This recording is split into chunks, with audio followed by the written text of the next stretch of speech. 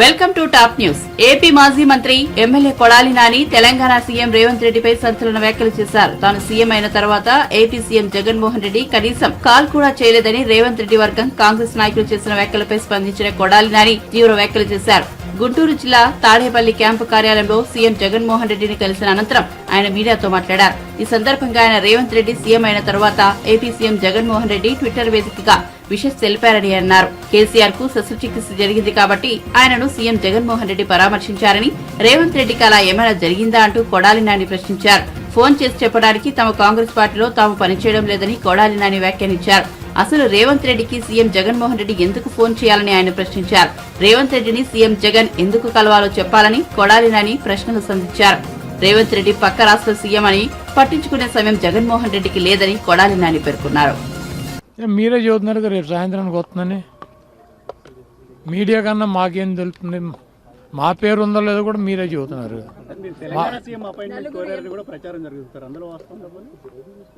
ఇక్కడ ఉన్న ఒక స్టేట్లో మా సీఎం గారు ఈ మా పనులే మాకు సాగట్లేదు. మళ్ళీ పక్క రాష్ట్రం వెళ్ళి పక్క రాష్ట్ర సీఎం కర్ణాటక సీఎం అపాయింట్మెంట్ తీసుకుని నేనేం చేయను.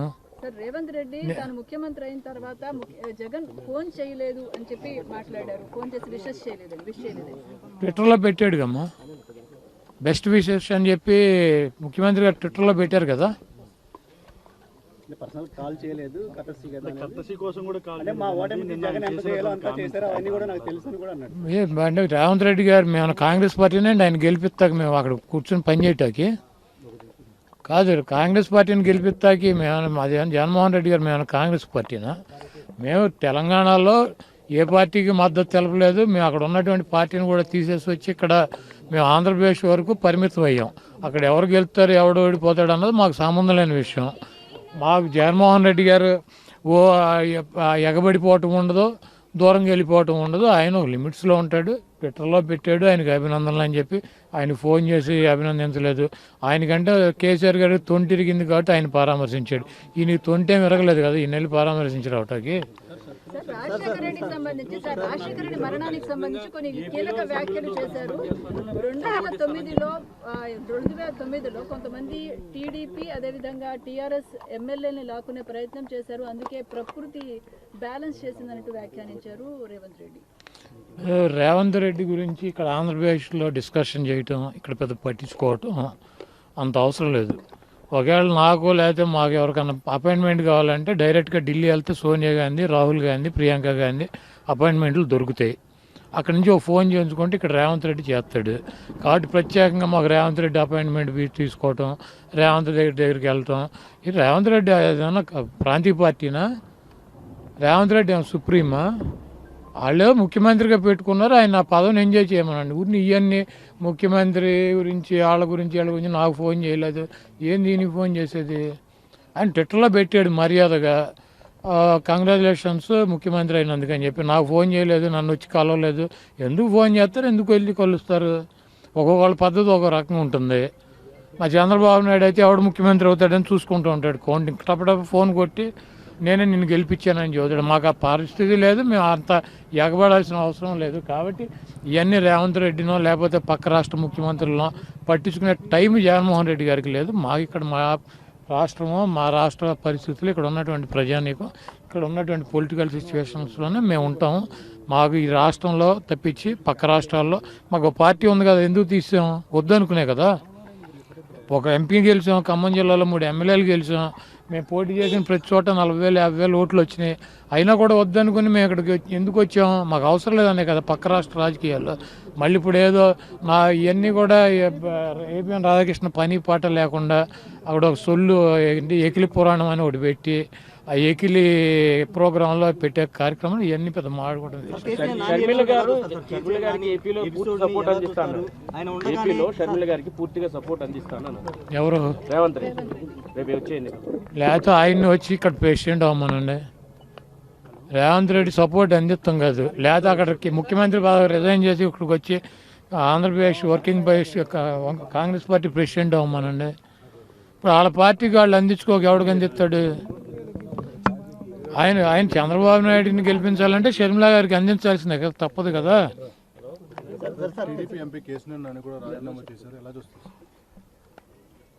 చంద్రబాబు నాయుడు చాలా స్పష్టంగా డబ్బులకి సీట్లు అమ్ముకుంటున్నాడు. అతనికి కష్టకాలంలో ఉన్నటువంటి కేసీఆర్ నానిని పక్కన పెట్టి వాళ్ళ తమ్ముడు 100 కోట్లు 150 కోట్లు ఇస్తాను అంటున్నాడంటే ఎంపీని పక్కన పెట్టి సీటు అమ్ముకున్నాడు. అతను మా గుడివాడ క్యాండిడేట్, ఇద్దరు పార్ట్నర్స్, ఇద్దరు చెరువు 100 ఖర్చు పెడుతున్నారు. ఆ సీట్లు 2 అమ్మేశాడు. చంద్రబాబు నాయుడు డబ్బులకి రాజ్యసభ సభ్యులు అమ్ముకున్నాడు, ఎమ్మెల్సీలు అమ్ముకున్నాడు, ఎమ్మెల్యే టికెట్లు అమ్ముకుంటాడు. ఆడు చంద్రబాబు అనేవాడు 420 ఎన్టీఆర్ఆర్ పెట్టినటువంటి పార్టీలో పందికొక్కులాగా చేరి డబ్బులు నిన్న అక్కడ మీటింగ్లో చెబుతున్నాడు, మీరందరూ నేను 45 ఒక్కొక్కళ్ళకి పిల్లలకి 15,000 ఇస్తాను సంవత్సరానికి, మీరు 4-5 పిల్లల్ని కనమని చెప్పి. ఆ 15,000 నీ పప్పు గడికి ఆడితో కనిపించవు 4-5.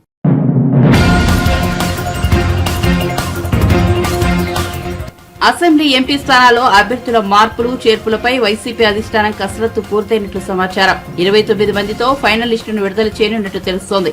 సీట్లు దక్కని వారిలో సీఎం జగన్ స్వయంగా మాట్లాడుతూ పరిస్థితులు వివరిస్తున్నారు. భవిష్యత్తులో అవకాశాన్ని బట్టి పదవులు ఇస్తామని హామీ ఇస్తున్నారు. కాగా ఇప్పటికే 38 స్థానాల్లో ఇన్ఛార్జీలను వైసీపీ ప్రకటించిన విషయం తెలిసిందే.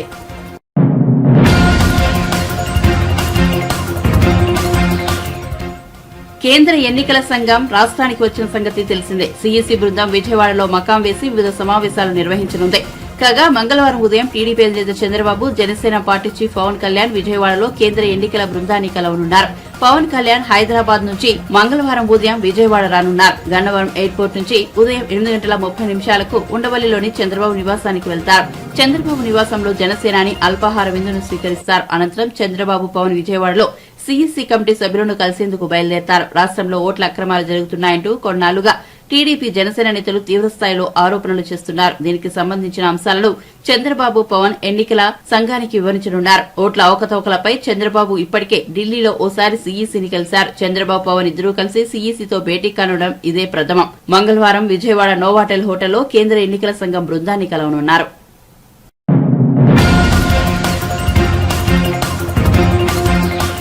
తెలంగాణ కాంగ్రెస్ సీనియర్ ఉపాధ్యక్షుడు మల్లు రవి ఫిర్యాదు నేపథ్యంలో ఏపీ డిప్యూటీ సీఎం నారాయణస్వామిపై హైదరాబాద్ లో కేసు నమోదైంది. ఏపీ ఉప ముఖ్యమంత్రి నారాయణస్వామి కాంగ్రెస్ అగ్రనేత సోనియా గాంధీ గురించి అసత్య వ్యాఖ్యలు చేశారంటూ మల్లు రవి బేగం బజార్ పోలీసులకు ఫిర్యాదు చేశారు.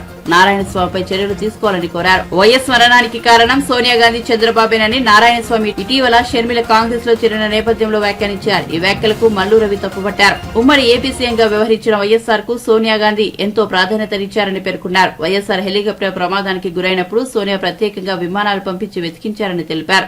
ప్రతికూల వాతావరణం వల్లే హెలికాప్టర్ ప్రమాదం జరిగిందన్న విషయాన్ని ఏపీ డిప్యూటీ సీఎం నారాయణస్వామి గ్రహించాలని మల్లు రవి హితో పలికారు. నారాయణస్వామి తన వ్యాఖ్యలను ఉపసంహరించుకోకపోతే తీవ్ర పర్యవసానాలు ఎదుర్కోవాల్సి ఉంటుందని స్పష్టం చేశారు. ఆంధ్రప్రదేశ్ ఉప ముఖ్యమంత్రి నారాయణస్వామి గారు రాజశేఖర రెడ్డి గారి మరణానికి సోనియా గాంధీ గారు కారణం అని చెప్పడం జరిగింది.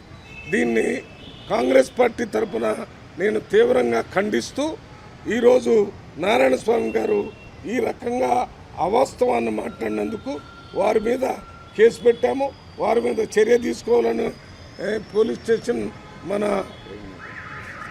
ఈ బేగం బజార్ పోలీస్ స్టేషన్లో కేసు పెట్టడం జరిగింది.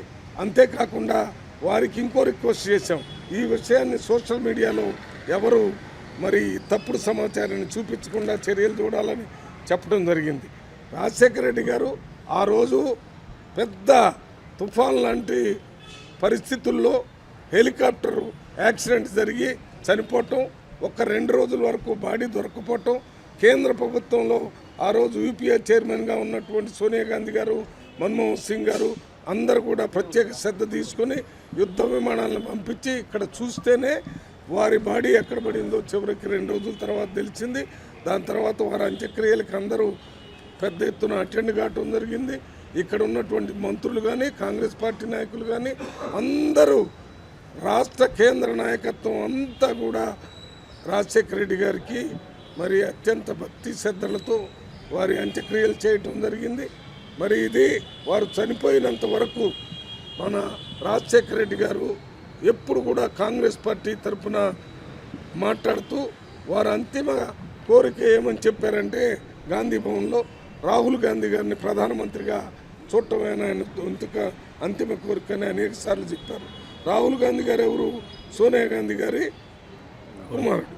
రాహుల్ గాంధీ గారు నీ ప్రధానమంత్రి చేయాలని ఒక పక్కన మన రాజశేఖర రెడ్డి గారు చెప్తుంటే ఆయన చంపాలనేటటువంటి ఆలోచన కలలో కూడా సోనియా గాంధీ కానీ కాంగ్రెస్ పార్టీ నాయకులకి ఉండదు.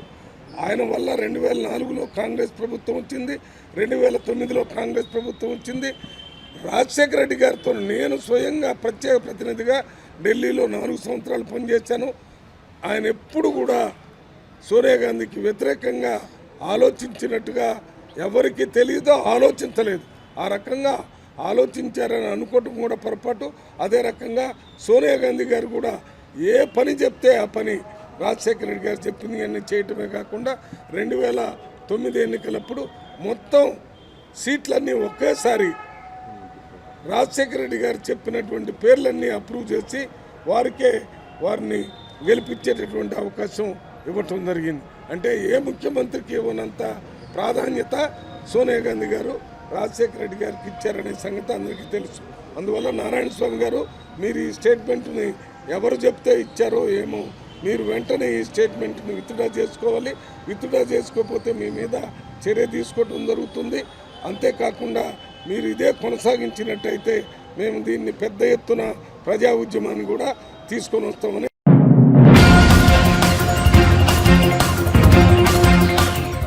మాజీ ఎంపీలు ఉండవల్లి అరుణ్ కుమార్, హర్ష కుమార్లతో మాజీ ఎంపీ లగడపాటి రాజగోపాల్ భేటీ అయ్యారు. ఈ ముగ్గురు మాజీ ఎంపీల భేటీ ఏపీ రాజకీయాల్లో ప్రాధాన్యతను సంతరించుకుంది. 2014 ముందు ఈ ముగ్గురు రాజకీయ ప్రముఖులు ఏపీ రాజకీయాల్లో కీలక పాత్రను పోషించారు.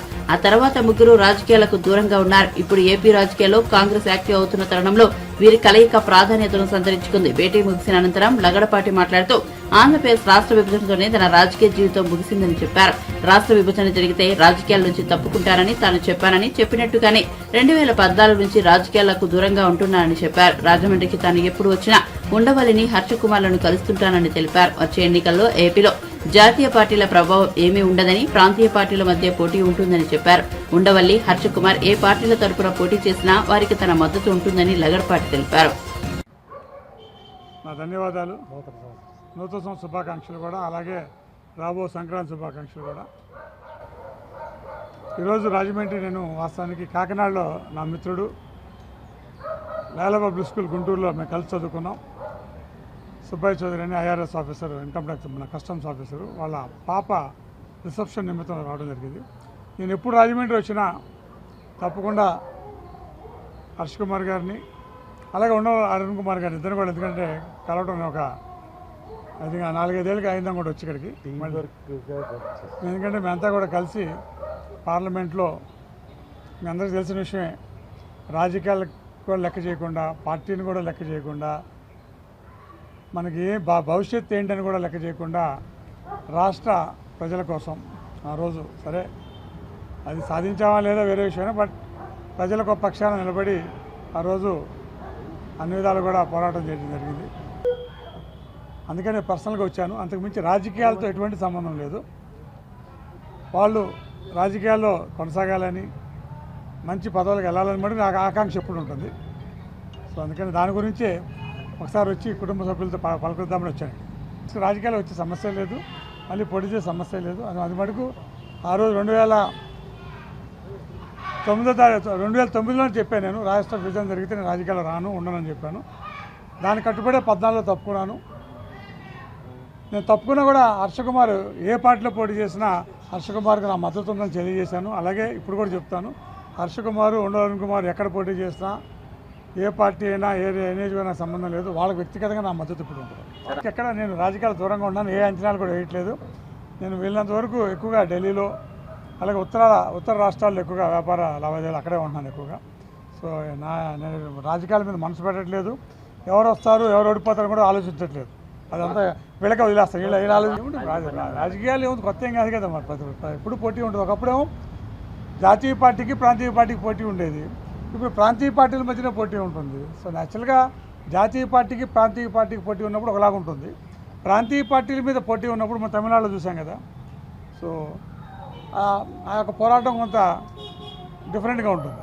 కాంగ్రెస్ పార్టీకి ఎవరి వ్యక్తిగత విషయం అది. సో ఎవరు ఏ పార్టీలోకి వెళ్ళినా నాకేం సంబంధం లేదు, వాళ్ళ ఇష్టం అది ప్రజలు నిర్ణయించాలి. ఎందుకంటే నేను రాష్ట్రానికి ఎప్పుడో 1 సంవత్సరం అయింది నేను ఈ రాష్ట్రానికి వచ్చి. మొన్న విజయవాడ వెళ్ళాను, ఇవాళ రాజమండ్రి వచ్చాను. సో అందుకని పనితీరు ఎలా ఉంది, నాయకులు ఎలా ఉన్నారు, స్థానికంగా ఎలా ఉంది అని కూడా ప్రజలు నిర్ణయిస్తారు. అట్లాగే ఇంకా 2 నెలలు నిర్ణయిస్తారు కదా. ఇప్పుడు చిన్నపోయే భోజనం రుచి ఇప్పుడు చెప్తే ఎందుకు తిన్నాక తెలుస్తుంది. అట్లా ఖచ్చితంగా కాంగ్రెస్ పార్టీ విజయం సాధించడం ఒక ఎందుకంటే నాకు రాజకీయంగా భవిష్యత్తు ఇచ్చింది, పుట్టుకనిచ్చింది కాంగ్రెస్ పార్టీ. అటువంటి కాంగ్రెస్ పార్టీని ఒక సిద్ధాంతానికి లేకపోతే ఏదో ప్రజల మనోభావాలకు అనుగుణంగా వ్యతిరేకించాం, పోరాడాం. బట్ ఎప్పుడు మా మనసులో ఎప్పుడు ఉంటుంది కాంగ్రెస్ పార్టీ బాగుంటే మంచిది. ఎందుకంటే అది 120 ఏళ్ల చరిత్ర గల పార్టీ. ముఖ్యంగా నేను జాతీయ పార్టీలు బలంగా ఉండాలని కోరుకునే వ్యక్తి నేను. అది ఇంకా ప్రజలు నిర్ణయించాలి, అలాగే నాయకత్వం నిర్ణయించాలి, నాయకత్వం చేపట్టే కార్యక్రమాలు నిర్ణయిస్తాయి. అసలుకి అవకాశం ఉందా లేదా అనేది పక్కన పెట్టండి. నాకుగా రాజకీయాలు రావాలన్న ఆలోచన లేదు, అలాగే పోటీ చేయాలన్న ఆలోచన లేదు. దానికి మటుకు నేను కట్టుబడతాను.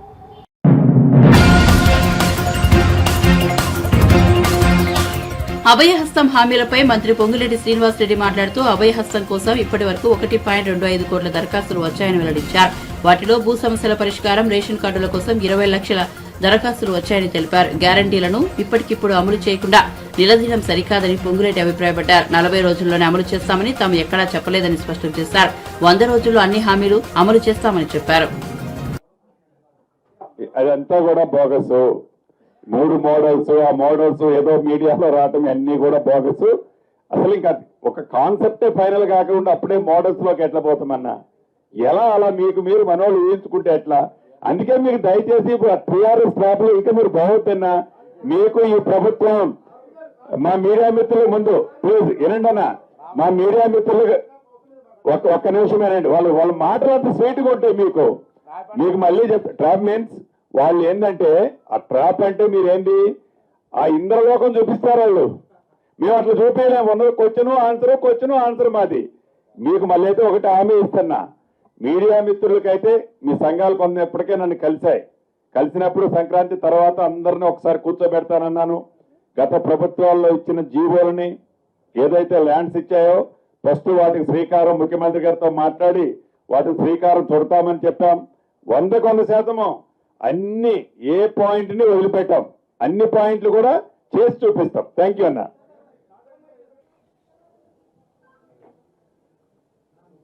డిసెంబర్ 9న తెలంగాణ రాష్ట్రంలో తెలంగాణ ప్రజలు ఇందిరమ్మ రాజ్యాన్ని తెచ్చుకున్న సంగతి మీకు తెలియంది కాదు. ఇందిరమ్మ రాజ్యం వచ్చిన లగాయత్తు ఏదైతే ఆనాడు కాంగ్రెస్ పార్టీ ఎన్నికల ప్రచారంలో భాగంగా అభయ హస్తం ద్వారా 6 గ్యారంటీ కార్యక్రమాలు ఇస్తామని చెప్పి ఎన్నికల్లో చెప్పిన ప్రతి కార్యక్రమాన్ని ప్రజలకి అందించాలని చిత్తశుద్ధితో పని చేస్తుందన్న సంగతి కూడా తెలంగాణలోని 4 కోట్ల ప్రజలు ఈనాడు ప్రత్యక్షంగా గమనిస్తున్నారు. ఈ 6 గ్యారంటీల్లోని 2 గ్యారంటీలు ప్రభుత్వం ఏర్పడిన 48 గంటల లోపే అర్హులైన ప్రజలకి, ఆడబిడ్డలకి ఇవ్వటమే కాకుండా ఈ అభయహస్తంలోని మిగతా కార్యక్రమాలని గడిచిన 10 సంవత్సరాలలో ఏ రోజు కూడా గత ప్రభుత్వం ప్రజలు స్వేచ్ఛగా వారి అవసరాలను గాని వారి బాధలను గాని వినకపోతే ఏ ఇందిరమ్మ రాజ్యం వస్తే మంచి జరుగుతుందని ప్రజలు తెలుసుకున్న ఇందిరమ్మ రాజ్యంలో డిసెంబర్ 28వ తారీఖు నుంచి జనవరి 6వ తారీఖు వరకు ప్రజా పాలన కార్యక్రమాన్ని మన గౌరవ ముఖ్యమంత్రి గారు రేవంత్ రెడ్డి గారు, అదే రకంగా ఉప ముఖ్యమంత్రి గారు బట్టి విక్రమార్క గారు, కేబినెట్ సహచరులు అందరం చర్చించుకొని సిఎస్ గారు, డీజీపీ గారు, సీనియర్ బ్యూరోక్రాట్స్, జిల్లాలో ఉండే కలెక్టర్లు, ఎస్పీలు, ఇంకా గ్రామ స్థాయికి నుంచి జిల్లా స్థాయికి వరకు ఉన్న అనేక మంది అధికారులు వారందరి సహాయ సహకారాలతో వాళ్ళ కృషితో చిన్న ఇన్సిడెంట్ కూడా జరగకుండా డిసెంబర్ 28 నుంచి జనవరి 6వ తారీఖు వరకు సుమారు 8 రోజులు ప్రతి గ్రామానికి, ప్రతి వాడకి, ప్రతి అడవిలో ఉన్న చెంచుల గూడానికి, ప్రతి తండాకి, ప్రతి గూడానికి, ప్రతి మున్సిపాలిటీకి, ప్రతి ఇంటికి అధికారులు వెళ్ళి వాళ్ళకి ఏమి అవసరం, ఏమి కోరుకుంటున్నారు అప్లికేషన్ రూపంలో ఈ ప్రభుత్వం తీసుకోవాలని నిర్ణయించి దీన్ని సక్సెస్ఫుల్గా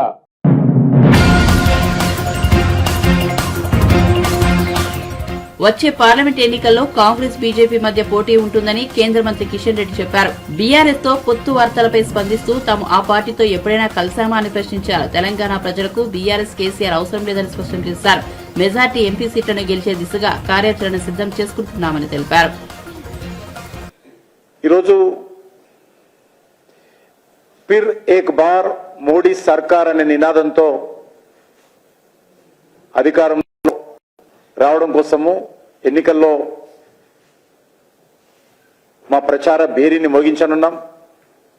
సంక్రాంతి తర్వాత ఈ యొక్క ఎన్నికల ప్రచార కార్యక్రమానికి జాతీయ స్థాయిలో శ్రీకారం చుడతారు.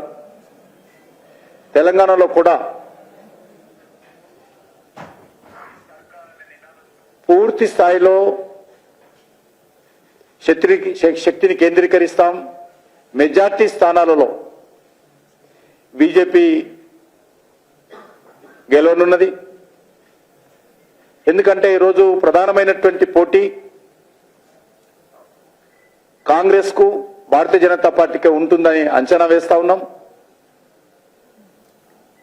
ఎందుకంటే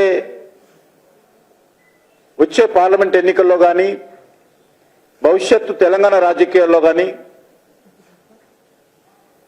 టీఆర్ఎస్ పార్టీ ఇర్రెలెవెంట్ పార్టీ అవుతుంది. టీఆర్ఎస్ పార్టీ లేక బీఆర్ఎస్ పార్టీ కేసీఆర్ కుటుంబం యొక్క ఆవశ్యకత తెలంగాణకు అవసరం లేదు. కాబట్టి ఈరోజు ఉన్నటువంటి రాజకీయ పరిస్థితుల దృష్టిలో కాంగ్రెస్ పోటీతోటే ప్రధానంగా ఉండేటువంటి అవకాశం ఉంటుందని మేము అంచనా వేస్తున్నాం. అయినప్పటికీ ఎక్కడ కూడా తక్కువ అంచనా వేయకుండా అన్ని రకాలుగా ఎన్నికల్లో గెలవాలనేటువంటి ఏకైక లక్ష్యంతో మేము ముందుకెళ్తాం. నరేంద్ర మోడీ గారు ఏదైతే మూడోసారి ప్రధానమంత్రి కాబోతున్నారో ఒక భారీ మెజార్టీతో బీజేపీ దేశ ప్రజల ఆశీస్సులతో మళ్ళీ అధికారంలో రాబోతుందో దాంట్లో కూడా తెలంగాణ మెజార్టీ ప్రజల మద్దతు కూడగట్టాలి. నరేంద్ర మోడీ గారు అధికారంలో రావడంలో తెలంగాణ ప్రజల యొక్క భాగస్వామ్యం కూడా పూర్తి స్థాయిలో ఉండాలనేటువంటి ఆలోచనతో ఈరోజు మా కార్యాచరణ ప్రణాళిక రూపొందించుకున్నాం. మాకు పూర్తి విశ్వాసం ఉంది. వస్తున్నటువంటి వివరాల సేకరణ ప్రకారము, వార్తల ప్రకారము మెజార్టీ సీట్లు భారతీయ జనతా పార్టీ గెలుస్తాం. దానికి సంబంధించి అన్ని రకాలుగా మేము దృష్టి కేంద్రీకరించాలని చెప్పి నిర్ణయించడం జరిగింది. ఏదైతే కేంద్ర పార్టీ ఆదేశాలు ఇవ్వడం జరిగింది, ఏదైతే ఎన్నికల ప్రణాళిక భారతీయ జనతా పార్టీ కేంద్ర కమిటీ ఏర్పాటు చేయడం జరిగింది. దానికి జిల్లా స్థాయిలో కూడా పార్లమెంట్ స్థాయిలో కూడా వివిధ వర్గాలతో సమావేశమై నరేంద్ర మోడీ గారి నాయకత్వంలో మూడోసారి అధికారంలో రాబోతున్నటువంటి ప్రభుత్వం యొక్క ఎజెండా ఏముండాలి, దానికి కావలసినటువంటి ఎన్నికల ప్రణాళిక ఏ రకంగా ఉండాలి అనేటువంటి నిర్ణయము మరి తీసుకొని దానిపైన పార్లమెంట్ సమావేశాల పార్లమెంట్ యొక్క నియోజకవర్గాల వారిగా కూడా చర్చ జరపాలని చెప్పి కూడా నిర్ణయించడం జరిగింది. అంతేకాకుండా ఈరోజు ముఖ్యంగా యంగ్ ఓటర్స్ ఇంతకుముందు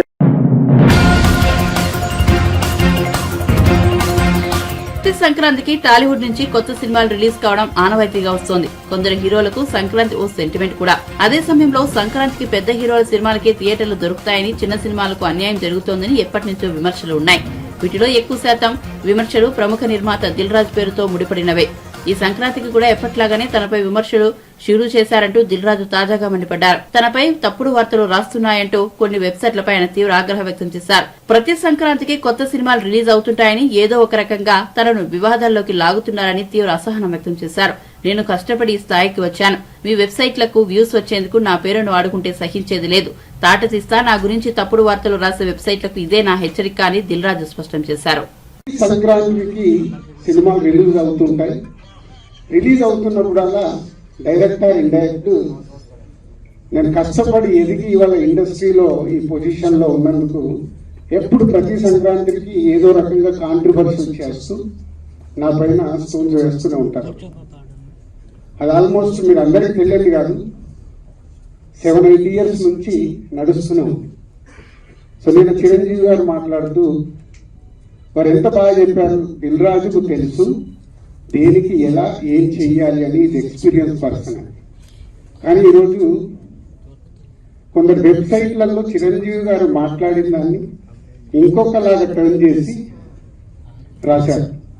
అంటే మీరు నా పైన ఏదో రాసి మీ వెబ్సైట్ ఇంపార్టెన్స్ పెంచుకోవడానికి వేరే వాళ్ళు ఎందుకు వాడుకుంటున్నారు? మీకు ఇది అవసరమా? అంటే దిల్ రాజు ఏం రియాక్ట్ అవ్వడు, సాఫ్ట్గా వెళ్తారు అనుకుంటున్నారా? తాట తీస్తా. చాలా రోజుల నుంచి ఓపిక పడుతున్నాను. ఎందుకు అని సాఫ్ట్గా వెళ్దామని. సంబంధం లేకుండా పోనీ ఆ ప్రొడ్యూసర్ వచ్చి మీ దగ్గర ఏమన్నా మాట్లాడాడా? మీకు ఎంత దమ్ముంటే ఆ ప్రొడ్యూసర్ నన్ను స్టేజ్ పై పిలిచి కూర్చోబెట్టి క్వశ్చన్స్ వేయండి. ఎందుకు ప్రతి సంక్రాంతికి నన్నే టార్గెట్ చేయాలి? ఇంతమంది నన్ను అభిమానిస్తున్నారు కదా, 95% నన్ను ఇష్టపడతారు, 5% ఇష్టపడతారా? అది ఇష్టపడరా వాళ్ళు ఇష్టం. ఒక మనిషిగా నేను అందరినీ సాటిస్ఫై చేయలేదు. సాటిస్ఫై చేస్తున్నాను కాబట్టి ఇండస్ట్రీలో నాకు ఈరోజు ఇంత మంచి పేరు. మీ అందరికీ తెలుసు, దిల్ రాజు అని ఒక బ్రాండ్ బిల్డ్ చేశారు. వ్యాపార పరంగా వచ్చే కొన్ని కాంట్రివర్షియల్స్ ని మీరు అడ్వాంటేజ్ గా తీసుకొని కొన్నిటికి వాడుకుంటున్నారు.